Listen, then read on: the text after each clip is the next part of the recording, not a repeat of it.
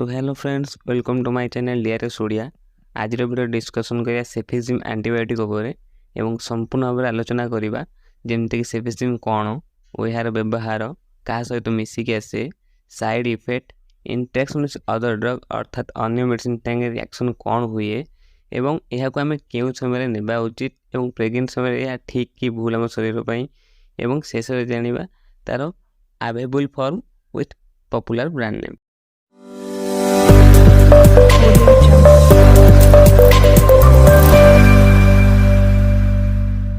प्रथम जानिबा सेफिजिम कौन।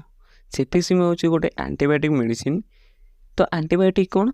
एंटीबायोटिक माने जो मेडिसिन बैक्टेरिया मानक वृद्धि अटकाई थाए कि बैक्टेरिया मानक मारता है ताको हम साधारणतः एंटीबायोटिक कहि थाओ। तो एंटीबायोटिक गुडी को विभिन्न भाग में विभूतिकरण कर ग्रुप करा जाय थाए एवं प्रत्येक ग्रुप एंटीबायोटिक रो काम अलग अलग होय थाए। जेमति कि हमें देखिबा सेफिजिम सेफालोस्पोरिन एंटीबायोटिक ग्रुप रो थर्ड जनरेशन ओरल मेडिसिन अटे। तो बर्तमान जानिया सेफिजिम विषय। सेफिजिम 1979 रे उद्घाटन होइतिला पर 1989 रे मेडिसिनल यूज पई ताको स्वीकृति मिलथिला।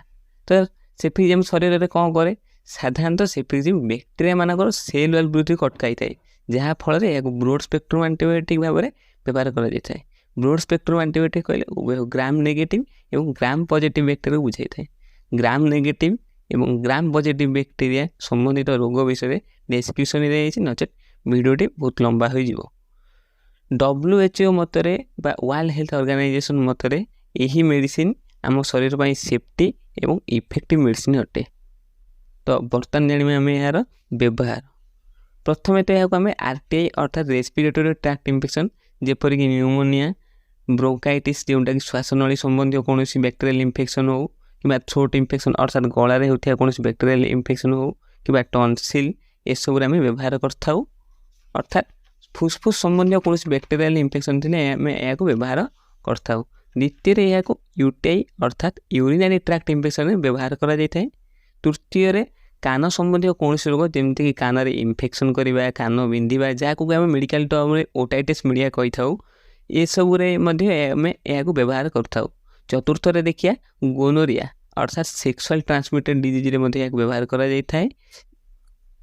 और पंचम देखिए आम भाजिनाल डिस्चार्ज किंबा व्हाइट सिक्रेशन जो महिला मानकर हुए से आम यूज करताऊ। एवं षष्ठ देखिए पुरुष मानकर जो टेस्टिस थाए टेस्टिस कौन इन्फ्लामेशन किंबा स्वेलिंग हेले आम यूज करताऊ। एवं सबुठार बड़ कथा होची जेहेतु ये ब्रॉड स्पेक्ट्रम एंटीबायोटिक विभिन्न प्रकार बैक्टेरियल इन्फेक्शन आम या व्यवहार करताऊ। बर्तमान जानिबा यह केउ सब मेडिसिन सहित मिसिकिना आसताए। सेफिजिम साधारणतः ऑनिडाजोल, ऑफ्लोक्सासिन, एजिथ्रोमाइसिन, डाइक्लोक्सासिलिन संगे मिसिकिना आसताए। यह साधारणतः वाइल्डली बैक्टेरियल इन्फेक्शन जेपरि कि न्यूमोनिया हो, थ्रोट इन्फेक्शन हो, ओटाइटिस मीडिया हो अर्थात कान संबंधी जो रोग आम कहे एवं यूटीआई अर्थात यूरिनरी ट्रैक्ट इन्फेक्शन व्यवहार करा जाय थाए।